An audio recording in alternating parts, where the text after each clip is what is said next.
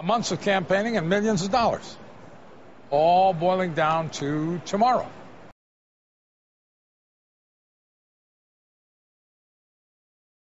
Of Euro Pacific capital here and not pulling any punches. Peter, good morning. Thanks for being with us. Thanks for having me. First of all, do you draw a distinction between Obama getting elected president and Obama getting elected president along with a much stronger majority for the Democrats in the Congress? Does that make any difference to you? Well, I think if we have stronger Democratic control in Congress, which certainly looks likely, I think that's going to make matters worse, because not only does it make it easier for Obama to get his agenda through, but it also makes it easier for the Congress to get their stuff through. You know, there's no checks and balances whatsoever. So I sense that you would not be happy with Obamonomics.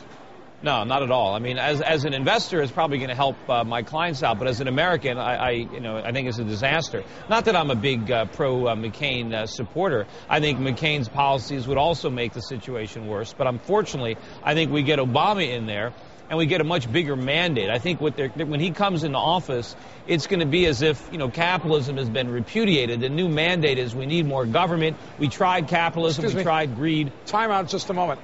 Hasn't capitalism already been buried by Bush, Paulson, and Bernanke? I think it has, but it's because of what the policies that they pursued. Remember, this economic disaster. Yes. Right, but no, it wasn't the free market. Remember, if it wasn't for the Federal Reserve, which is a government entity, keeping interest rates much too low, we never would have had a housing bubble. We never would have had a subprime market. We wouldn't have had teaser rates. If it wasn't for Freddie and Fannie, which were creatures of government, we wouldn't have had the moral hazards necessary to allow Americans to borrow more money than they can repay. Well, wait a minute. Freddie and Fannie are responsible for less than a fifth of all the subprime mortgages. No, but they were responsible for half of the mortgages, but they were also some of the bigger buyers. But they were big buyers of subprime. They helped create the market for subprime, but they also helped create the phony real estate market. But hold on, here's where I'm confused. We could argue over Fannie and Freddie, but people on both sides of the aisle were responsible for creating them, building them, encouraging them. There's plenty of blame to go around. But you're talking about Obamonomics being bad. You're talking about misguided attempt to control inflation through price controls.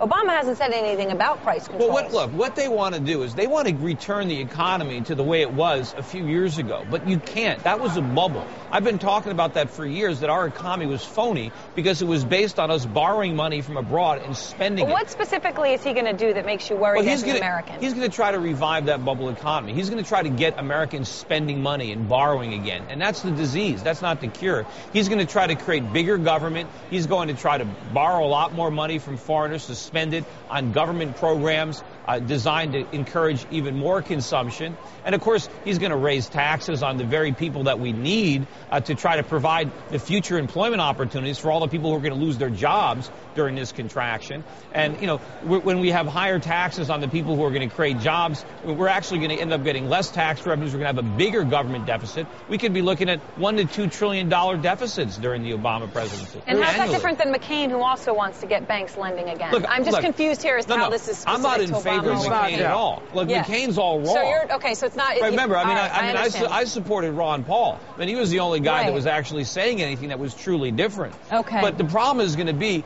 he's going to come in, Obama, like for a New Deal. Like this is the 1930s and he's Roosevelt. The problem is we're already broke from the old New Deal. We can't afford the new one that we're going to get now. And this is going to be a much, much bigger government. I think the only positive that could come out of this whole fiasco is that the economy is going to be in such lousy shape 5 years from now. This recession is going to be so much worse at the end of his first term that maybe he won't have a second. And maybe we'll actually have an opportunity to elect somebody who will actually bring the reforms that we need, which is a dramatic reduction in the size of government. We need to abolish government agencies and programs. We need dramatic cuts in entitlement spending. We need to allow the market, the free market, to function.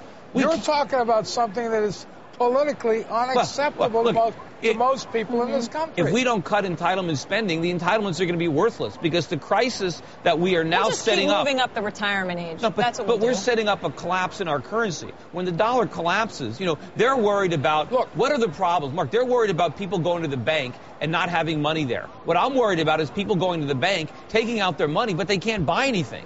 I'm not saying you're wrong, Peter. I'm not. I think much of what you say has some truth to it.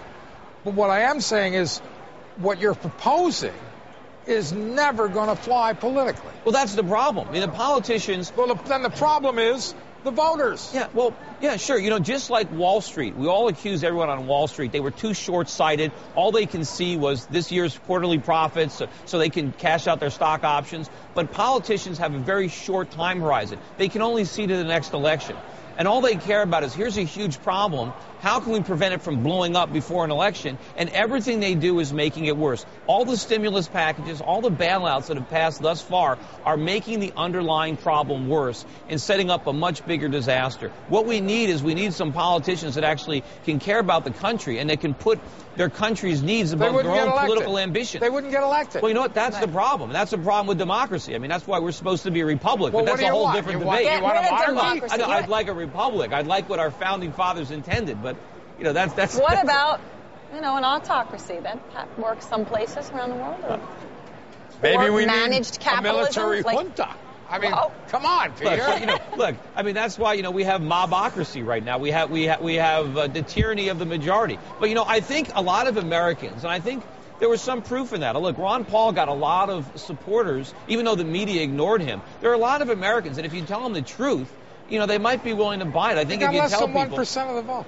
Oh, I know, it's small. Look, there's a lot of people... I understand that 51% is not a mandate. I mean, that there's 49% who think something else, and that's hard to say the 51 should get what they want and the 49 get nothing. I understand that criticism. They're going to ride in like it is a mandate. I just want to make something clear. You've now ventured into territory where I don't think what you're saying makes much sense. What? Okay. Well, you're saying there's no hope. You're saying our country is totally doomed. I'm not saying that. Because there is a major crisis coming. This is only the beginning, right? This credit collapse, you know, this is not the problem. The problem was that we borrowed trillions of dollars that we can't pay back.